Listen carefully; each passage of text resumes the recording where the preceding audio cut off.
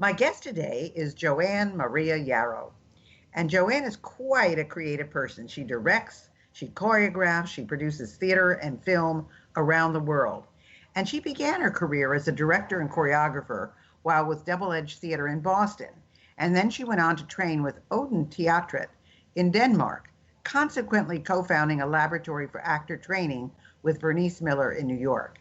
Concurrently, she worked at La Mama, etc., with East Coast East Miller in New York, and concurrently, she is also working with Richard Schechner and spent 3 years working for Broadway director Harold Prince on the productions of Parade, Whistle Down the Wind, Candide, Showboat, and Phantom of the Opera. Very impressive. And she has since staged theater in Denmark, London, Madrid, Boston, New York, LA, and Brazil. And I had the fortune of having Joann in my what we call not-for-profit forum. It's a mastermind group for organizations that are not-for-profit. And in that capacity, she was the artistic director of Teatro Promedio, which is the only uh, stage theater in the United States that does productions only in Spanish. So welcome, Joann. Thank you so much. I miss seeing you at the meeting, so I'm glad we're getting a conversation today. But we're talking about living regret free. And I know that you have lived a very colorful life and will continue to do so because that's the kind of person you are. So tell us Mhm. a little bit about the people who have shaped your life. Who have they been and why did they have such an impact on you? Well, first, thank you for having me. You're one of my favorite people ever.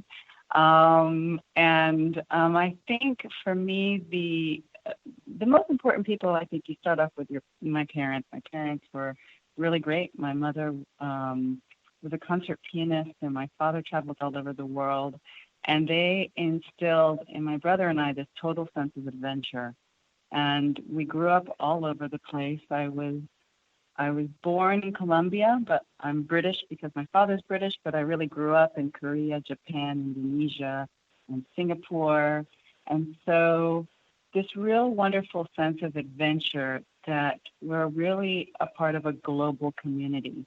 And that anything is really possible when you like set your mind to it. And I know it sounds kind of cheesy when you say it, but there is a sense that, there's a privilege when you get to be able to experience so many different cultures that you just want to do it. So the theater for me is a place where I can be in China and be in the theater, or I can be in, uh, California or Denmark, but the theater is kind of that one place that is always the same no matter where you go. Well, being raised with such a diverse background, I mean, it's given you an appreciation for so many different cultures and so many different people. That's what the interesting thing is. But your mom being a a concert singer, uh, exposed you to so many stage type things. Is that why you chose the profession you're in? I mean, you're so good at what you do, Joann. So is that why you chose? But you didn't choose one It's particular really thing. funny because, my mom, um, she just loves culture, like period. And I think, and all of the whole family, we love to travel. And I tried to take up the piano because I wanted to like impress her, and she was like, "No, no, no." and But we were always like in a gallery or at the theater or something like that. But I think it was also my love for literature. Um, when I would go to my grandparents' house in Colombia, they would have the only thing they had in English was Shakespeare. So as a kid, the only thing I could read in English was Shakespeare because that was the only thing they had available. And um, and so I just kind of got my sense of love for poetry, and for me, the theater is this place where you can get what's the ideas that are in your head or the book that you're reading, and you can see it live. I mean, same is true for the movies as well. It's like you can take what's in your imagination, and then you can like show it to other people. And it's a very scary process because it's a very vulnerable process.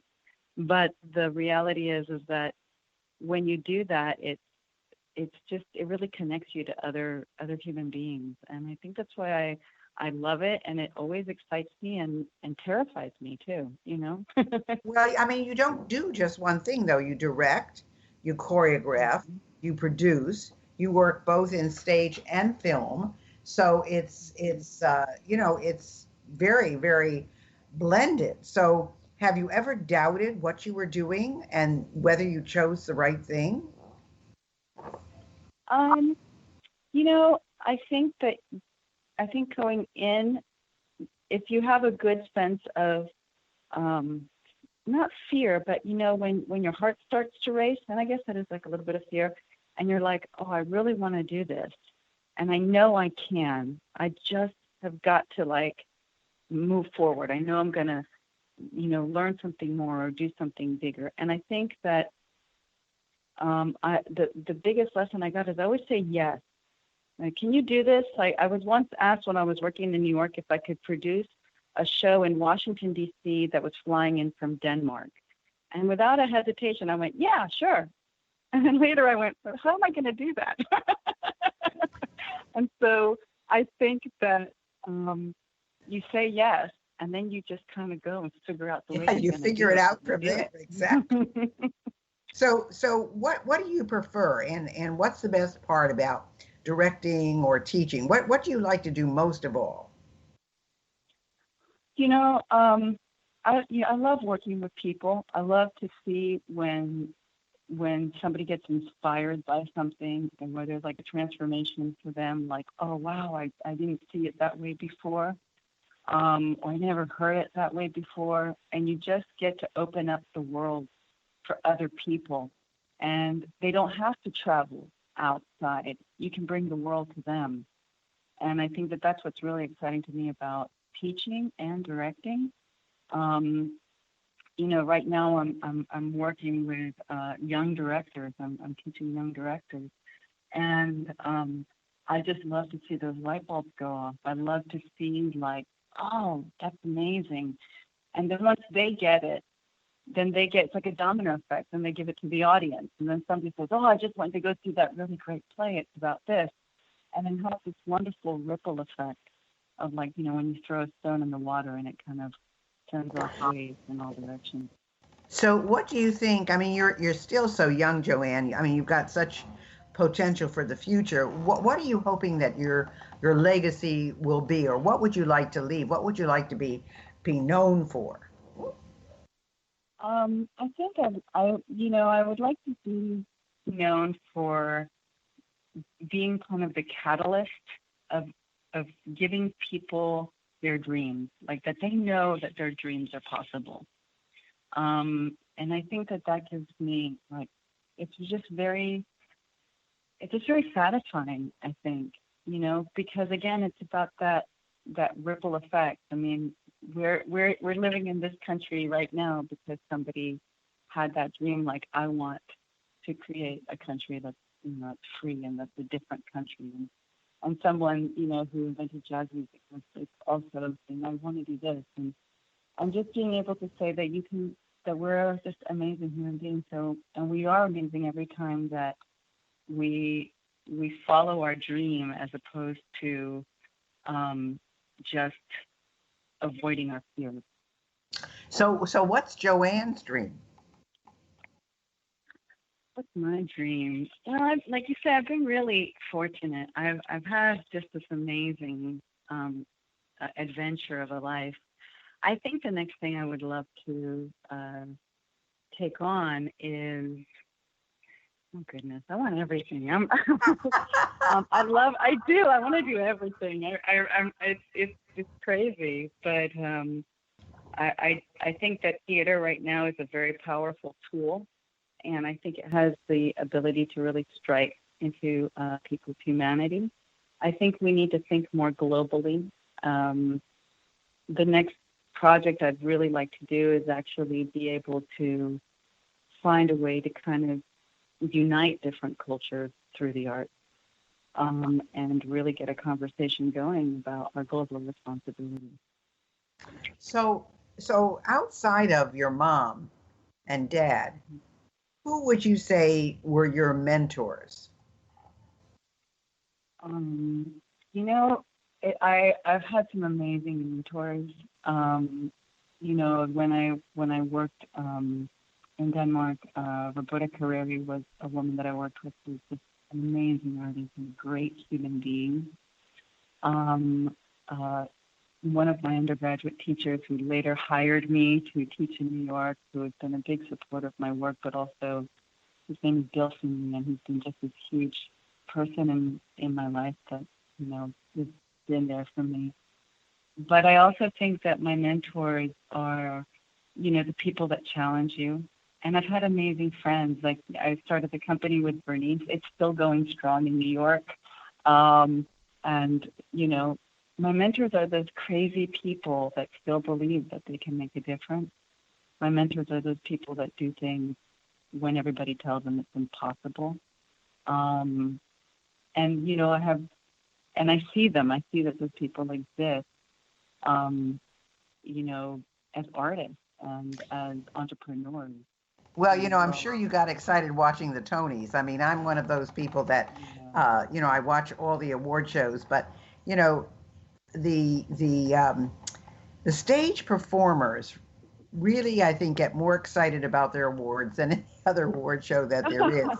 And, um, it's just wonderful. I'm sure when you're watching it, you're thinking, oh, I wish I was there. I wish I was there. And I know I'm going to New York in the fall and I'm going to be hopefully seeing a couple of shows. And, it's just, I think, inspiring because when you're on stage, you have this performing ability. And although I'm not performing anymore. I mean, I used to sing and dance on stage and so forth.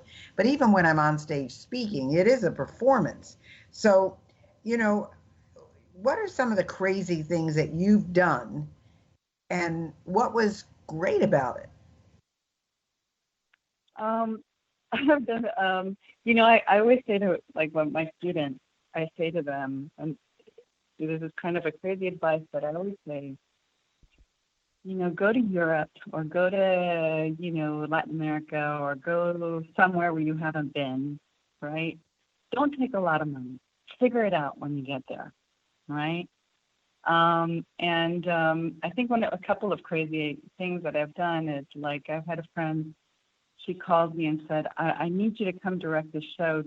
I had the show I'd already done with her, and we're performing it in a festival in Denmark. And I said, when do you want me to go? She goes, no, you need to be here tomorrow. So I remember asking Hal Prince, I'm like, I have to leave tomorrow to go to Denmark for the weekend to direct the show, and I'll be back on Monday. And he looked at me like I had three heads. Um, but I just said yes. I just went, yeah, no problem. I'm going to go do that. Um, I was, just recently at a global conference in Peru, and it was kind of the same thing where it's about just saying, can you be here tomorrow? And I'm like, yes. And I remember calling my husband on the phone, and I said, listen, I'm at the airport. And he goes, what are you doing there? And I said, well, I'm going to Peru. He goes, when are you going? I go, well, the flight leaves in an hour. He said, when are you coming back? I'll be back on Tuesday. Say hi to the kids, Well, And you're I'm very lucky. lucky. You're lucky you have that kind of a husband because a lot of husbands would say, "What?" So, and that your kids understand as well. I had a friend way back in my first business in the modeling days, where I wanted her to go and compete as for the Model of the Year pageant, and she was older than anybody else in the whole pageant. And I remember saying, she said, "Oh gosh, he's never going to let me go." I said, "Well, don't tell him." So she called from New York and said, "I'm in New York." He said, "What?" And but she won. I think she was almost 40 years old, and she beat out everybody. I mean, she was fabulous, and she came back with the trophy. So, but you have to have the kind of husband that you can do that with. What does your husband and your kids? What do they think about how you live life? Because we're talking about living Um, regret free. Yeah, I think that, I'm lucky I married someone who's also an artist. I mean, my husband's a a playwright and a director as well, and an actor. So we're both in the same field.